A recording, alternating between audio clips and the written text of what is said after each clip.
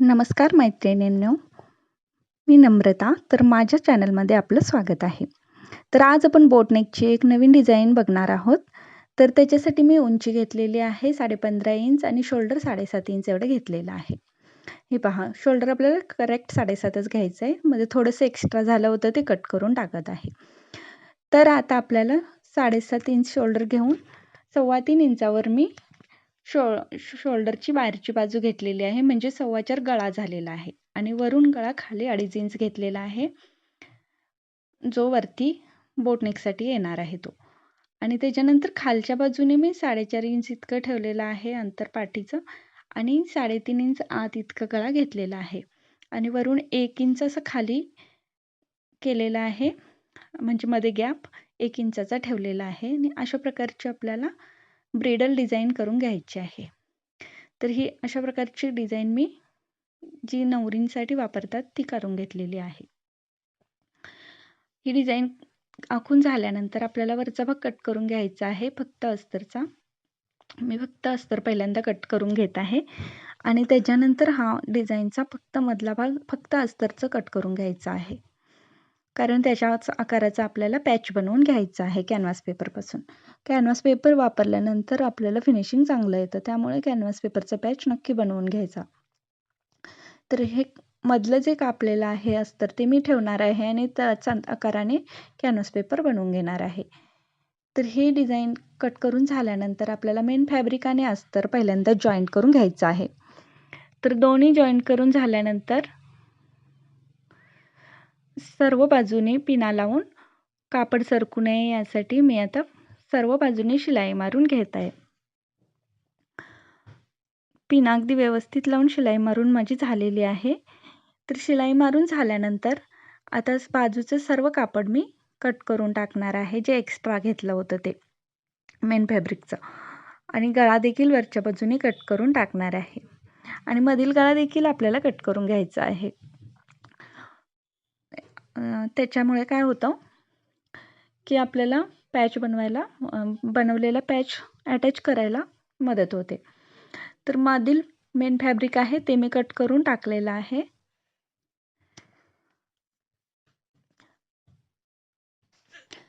आता मी पॅच बनवून रेडी करूनच तुम्हाला अटॅच करताना दाखवणार आहे.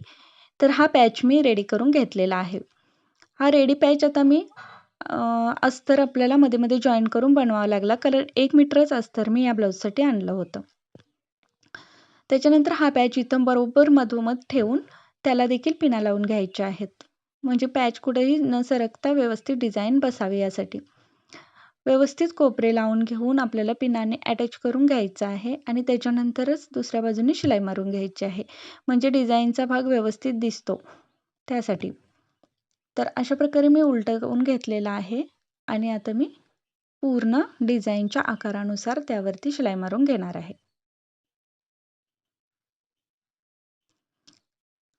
शिलाई अगदी सावकाशाने डिझाईनचा आकार पाहूनच मारून घ्यायची आहे. डिझाईन खूप सुंदर दिसणार आहे. सध्या ट्रेंडिंगमध्ये ही खूपच चालत होती.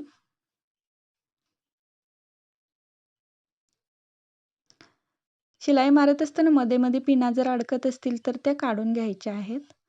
जसजशी शिलाई जवळ येईल तसतसं आपल्याला ह्या पिना काढून घ्यायच्या आहेत आणि व्यवस्थित शिलाई मारून घ्यायची आहे. आता पूर्णपणे शिलाई मारून झाल्यानंतर पिना सर्व काढून घ्यायच्या आहेत आणि आपल्याला आता मधील भाग व्यवस्थित कट करून घ्यायचा आहे. तर उलट बाजूने पाहिलं तर हा अशा प्रकारचा डिझाईन झालेला आहे. तर त्याच्यानंतर पहिल्यांदा बघून घ्यायचं आपलं मधोमध झालेलं आहे की नाही आणि नंतर आपल्याला सावकाश कट करून घ्यायचं आहे. तर डिझाईनच्या आकारानुसार आता मी असं व्यवस्थित मधला भाग कट करून टाकणार आहे. अशा प्रकारे कटिंग करून झाल्यानंतर आपल्याला सगळ्या बाजूने छोटे छोटे कट्स मारून घ्यायचे आहेत. कट्स मारताना अगदी जवळजवळ छोटे छोटे आणि व्यवस्थित मारून घ्यायचे आहेत आणि आपल्याला अशा प्रकारे ही डिझाईन परतवून घ्यायची आहे. डिझाईनचे कोपरे अगदी व्यवस्थित कट्स मारून घेऊन परतवून घ्यायचे आहेत, म्हणजे फिनिशिंग खूप चांगलं येतं. अशा प्रकारे परतवून झाल्यानंतर आता आपल्याला ह्याच्यावरती एक दाब टीप मारून घ्यायची आहे. म्हणजे व्यवस्थित डिझाईन बसते.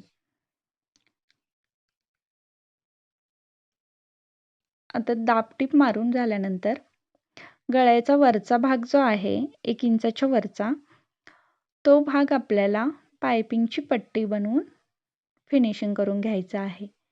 म्हणजे त्याला गळापट्टी लावून घ्यायची आहे.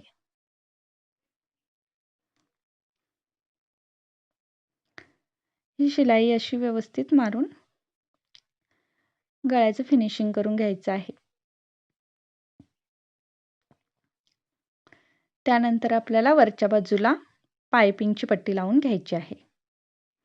ही मी पट्टी तयार करून घेतली आणि ती आता मी अटॅच करून घेत आहे.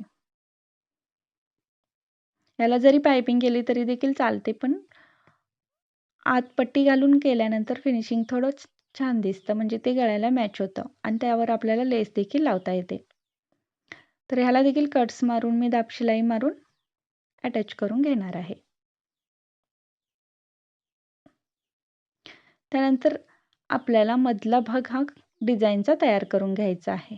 तर इथं पॅचवर्क येणार आहे आणि त्या पॅचवर्कसाठी मी जी बॉर्डर होती हातांसाठी घेण्यात आलेली, ती उरलेली बॉर्डर्स मी इथं मध्ये लावून घेत आहे. तर ही बॉर्डर्स मी अशा प्रकारे थोडीशी कट करून घेतलेली आहे आणि याला अटॅच करून घेत आहे. आणि खालच्या बाजूने मी अजून कमरपट्टी लावलेली नाही, त्यामुळे खालचा भाग मी तसाच सोडलेला आहे, कारण कमरपट्टी लावल्यानंतर त्या खालच्या भागाचं आपल्याला फिनिशिंग होऊन जाणार आहे. तर अशा प्रकारे अटॅच करून झाल्यानंतर साईडचा भाग व्यवस्थित कट करून घ्यायचा आहे. बॉर्डरच्या दोन्ही साईडचे भाग व्यवस्थित कट करून घ्यायचे आहेत आणि त्याच्यानंतर आपल्याला सुंदर अशी लेस लावून घ्यायची आहे. आता वरूनपासून आपल्याला लेस लावून घ्यायची आहे. तर पहिल्यांदा गळ्याच्या वरच्या बाजूला मी ही लेस लावून घेणार आहे.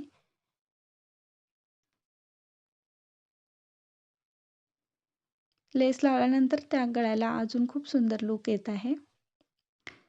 त्यामुळे पहिल्यांदा वरच्या बाजूला लेस लावून घ्यायची आहे आणि नंतर मग गळ्याची मधोमध स्टार्ट करायची आणि तिथून पासून लावून घ्यायची आहे.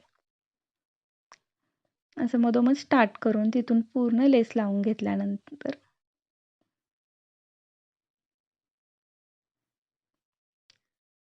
सर्व बाजूनी चारही बाजूनी लावून घ्यायची आहे.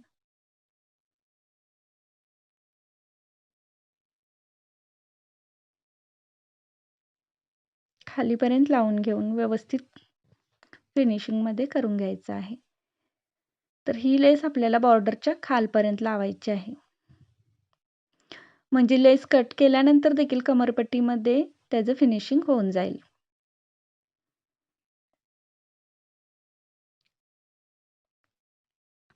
तुम्हाला हा व्हिडिओ जर आवडला असेल, माझी डिझाईन आवडली असेल, तर प्लीज माझ्या चॅनलला सबस्क्राईब करा आणि व्हिडिओला एक लाईक नक्की करा. आणि आवडला असेल व्हिडिओ तर शेअर देखील करा.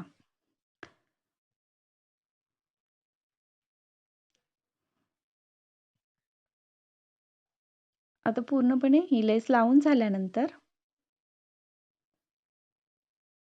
अशा प्रकारे डिझाईन तयार होणार आहे. तर आता आपल्याला खालची टक्स मारून कमरपट्टी लावून घ्यायची आहेत. दोन्ही बाजूला टक्स मारत असताना जर गळ्याचं डिझाईन बघून टक्सचं थोडं अंतर वाढलं तरी चालतं.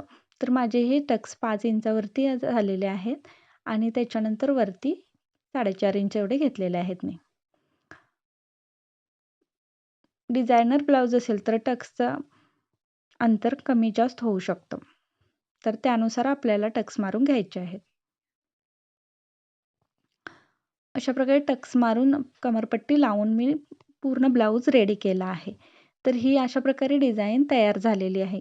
तुम्हाला आवडली तर माझ्या चॅनलला नक्की लाईक, शेअर आणि सबस्क्राईब करा. पुन्हा भेटूया अशाच नवनवीन डिझाईनसह.